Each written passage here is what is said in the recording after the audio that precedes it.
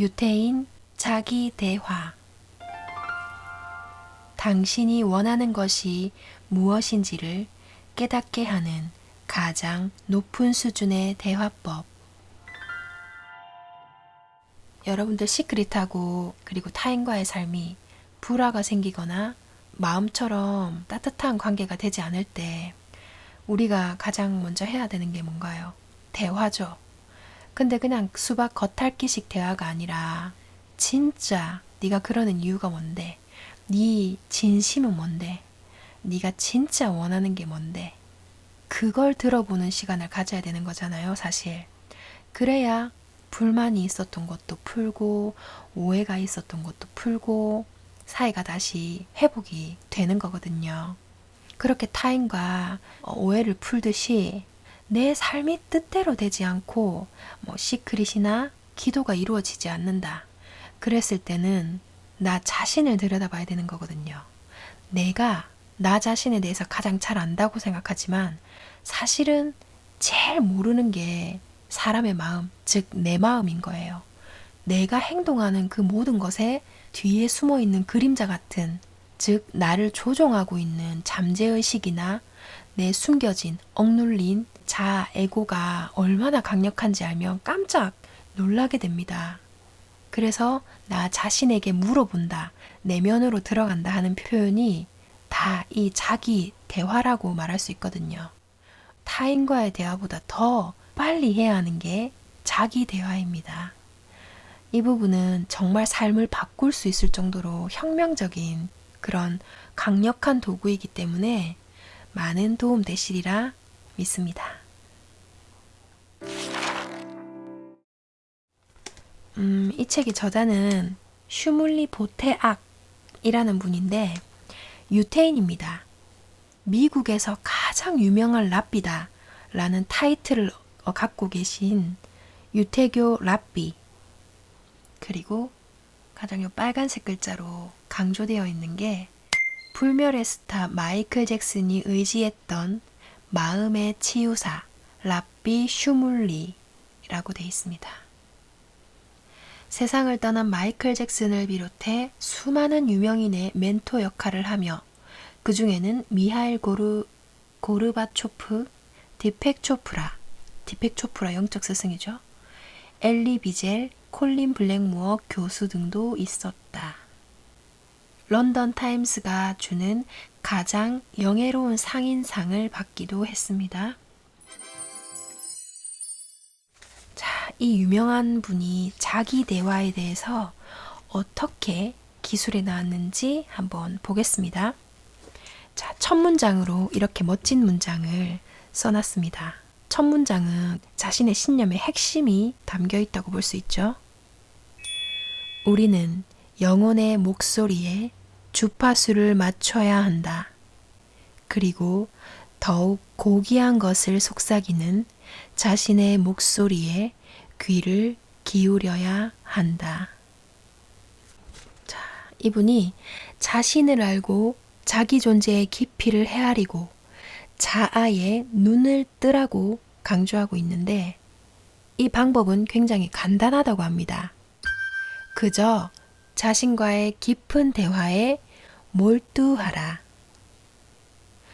자신과의 깊은 대화에 몰두하란 건 무슨 뜻일까? 자기 혼자 중얼거리는 건 보통 정신 나간 사람이나 하는 행동이라고 생각하죠. 정말 다른 사람하고 대하듯이 막 크게 소리내서 말한다면 그렇게 보일지도 모릅니다. 하지만 내가 권하는 자신과의 대화는 조용하고 진지하게 나누는 것이다. 자기 인식이 전혀 없거나 인생의 동기와 목적, 자신의 본질과 영혼에 어떤 낙인이 찍혔는지 그 비밀을 알지 못한 채 그저 인생이 흘러가는 대로 내버려 두는 사람이 바로 거짓된 모습으로 살아가는 사람이다. 그렇게 살아가다 보면 어느덧 자신이 절대 원하지 않았던 모습이 되고 만다.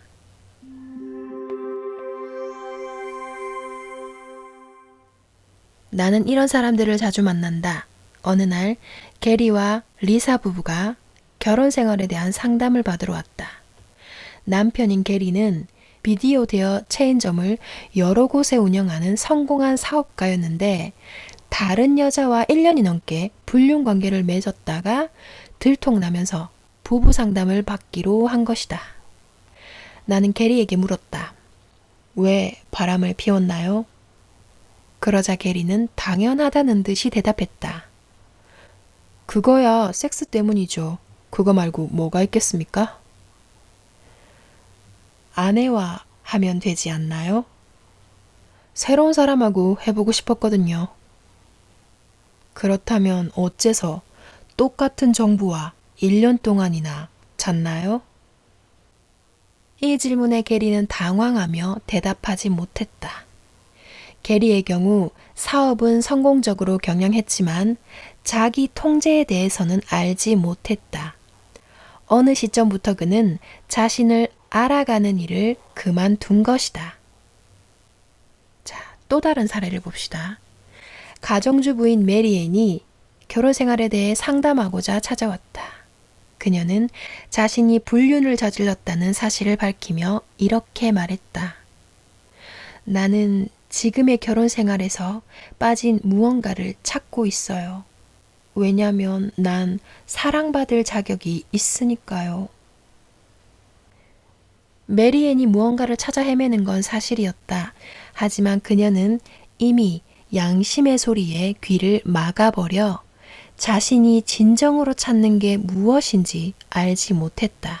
즉, 본능과 충동에 지고 만 것이다. 그녀는 에로틱한 모험을 시작했지만 결국 외로운 방랑자가 되고 말았다.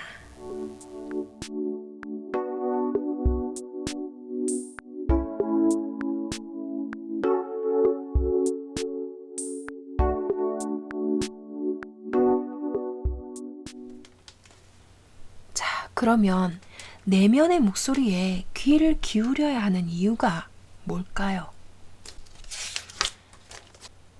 내면의 목소리가 들릴 때 번번이 귀를 막아버리는 사람은 결국 심리적 불구 상태가 될 수밖에 없다고 합니다. 아까 그 두 차례의 이야기에서 나왔듯이 자신을 통제하는 그런 힘을 잃어버리고 내면적인 불구 상태가 된다는 거죠. 우리 존재의 깊은 곳에서 울부짖는 주체적인 목소리는 자신에게 진실하고 주위의 소음에 귀를 막을 것을 촉구한다.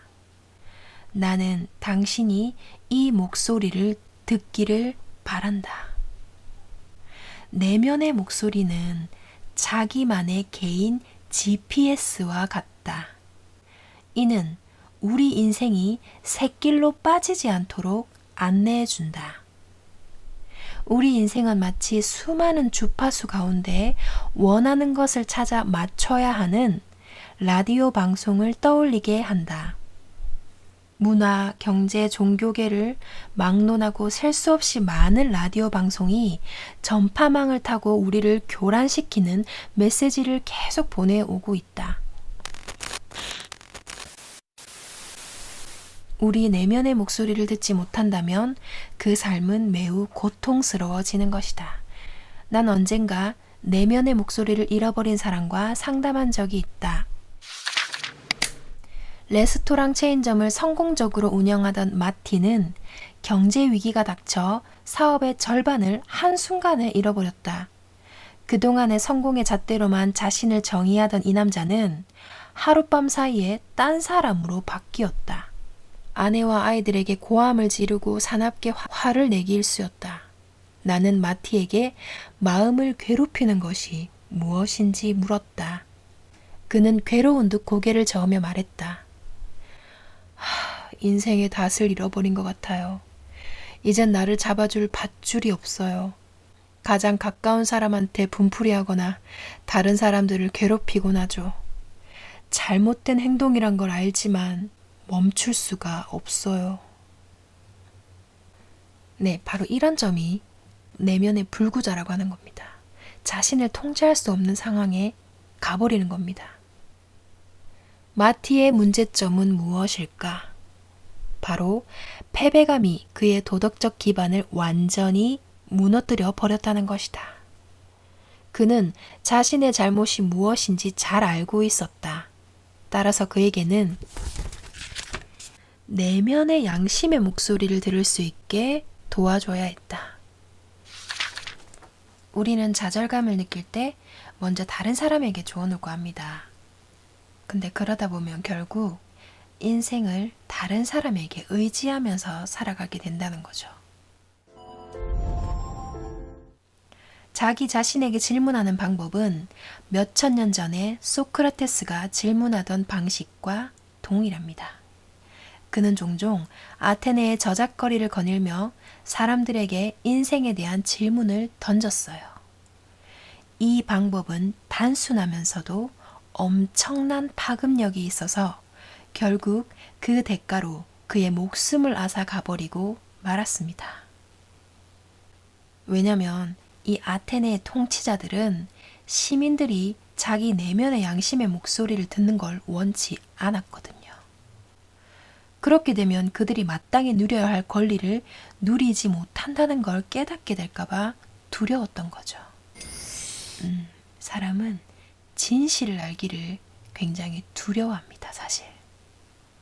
진실은 아프다, 진실은 무섭다 라는 말이 있죠. 연인이나 부부, 부모, 자식, 친구 관계 등에서 그 사람이 나를 정말로 사랑하는지, 아직도 나를 사랑하는지, 그래도 나에 대한 사랑이 남아있는지, 나에 대한 우정이 남아있는지, 이런 거 실제로 정말 물어보려고 하면 못 물어볼걸요. 뭐라고 말할지 너무 두렵기 때문에 물어보지 못합니다. 그런 것처럼 자신에 대한 그 수없는 에고들과 수없는 나의 모습들을 사실 보기가 두려워서 더 외부적인 거 찾고 게임하고 영화 보고 술 먹고 마약하고 도박하고 여자 만나고 남자 만나고 밖으로 나돌아치는 거죠. 계속 나에게 사람이 필요한 이유, 사람들과 어울려야 하는 이유, 시끄러운 것에, 정신없는 시각적인 것에 나를 빼앗기고 살고 계시다면 내가 나를 들여다보기를 두려워하기 때문에 그런 것은 아닌가 하는 생각을 해보셔야 합니다. 그래서 자신에게 계속해서 질문을 던져야 합니다. 에이브러햄 링컨이 우리 본성의 천사 같은 면이라고 양심의 목소리를 그렇게 칭했습니다. 우리 안에는 천사 같은 선, 천사 같은 사랑의 마음이 거대하게 자리 잡고 있는데 우리가 그걸 살짝 외면하면서 바깥으로만 눈을 돌리고 살아가고 있다는 거죠. 이것이 천사 같은 거대한 사랑이라면 이 마음과 하루빨리 대화를 해야 되지 않겠습니까? 이게 우리에게 이로우면 이로웠지 해를 끼치겠어요. 이제는 이 영적인 시대, 마음, 정신, 생각의 힘에 대해서 과학적으로도 밝혀지고 있는 시대이기 때문에 이런 것들에 대해서 알았으면 챙겨 먹어야죠. 있는데 안 먹으면 바보입니다. 그쵸? 자신과의 대화가 그 누구보다 가장 이로운 걸 말해주지 않을까요? 내 자신보다 나를 위하는 존재가 또 있겠습니까? 인간은 기본적으로 자기 자신을 가장 위하는 그런 시스템을 가지고 태어났잖아요. 부모, 연인, 친구, 지인, 물론 다 소중하지만 나만큼 나 자신에 대해서 목숨처럼 생각하는 사람은 나 대신 아파줄 사람도, 나 대신 공부해줄 사람도, 나 대신 운동해줄 사람도, 나 대신 사람을 사귀어주고 혹은 이 독서로 지식과 지혜를 쌓을 그 누구도 없습니다. 그래서 저도 이 책을 읽고 내 내면으로 들어가려고 주의를 고요하게 하려고 그런 시간을 갖고 있습니다. 제가 그 앞전 영상에 명상을 꼭 해야 하나요? 영상에서 황홀경까지 겪는다는 그 내용을 제가 담지 않았습니까? 그런 것처럼 그 비슷한 어떤 기분을 만끽할 수가 있더라고요. 명상을 하고 기도를 하고 심상을 하고 묵상을 하고 자기와를 대화를 하는 그 시간이. 네, 제가 요즘에 이 화두로 갖고 있는 자기대화 함께 성장하면서 네, 같이 들어보실 분들은 뭐 댓글도 남겨주시고 좋아요도 눌러주세요. 감사합니다.